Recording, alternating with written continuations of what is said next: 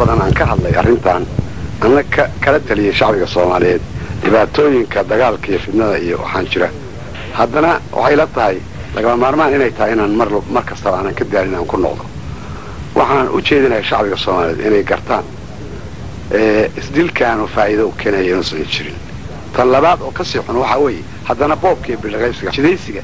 xoolaha dadka masaakiinta la dhaco wax ka foolxumo jira kuwiya la dhacaya wariyaha laga qaadanaya dad baa xoolihiisa la dhacaya dukaamada la jabsanaya arrin foolxun weeye aad iyo aad u foolxun arrintaas waan ka hadlay hadda ka hor haddana waan ka hadlaya waxa ka sii xun waxa weeye dhiigga dadka oo la xalaaleysanayo qof aan waxba qabin oo Soomaaliya oo islaam ah in la dilo oo loo dilo muxuu ahaa ama waa kaas ama waa keer qof ay u banaantahay ma jirto waxaan u jeedinayaa shacbiga Soomaaliyeed inay ka waantoobaan arrintaas tan kaleeto waxay la tahay nool waa ogyahay baahi badan baa jirta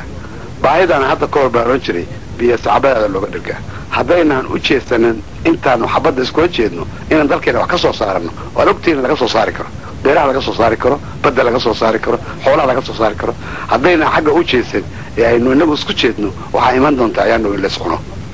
haddii markabkii jino la sugu jiray waxaad moodaa inaanu markaanu qaldaad sameynay inayn isagana waxba ka soo soconin marka soo beeraheena iyo baddeena iyo xoolaheena isma u dhana waxa loo baahay halkaas in loo leexdo oo fidnadana laga baxo khayr ku jira fidnada ma jirto khariya adoontoona aad baan ugu codalinayaa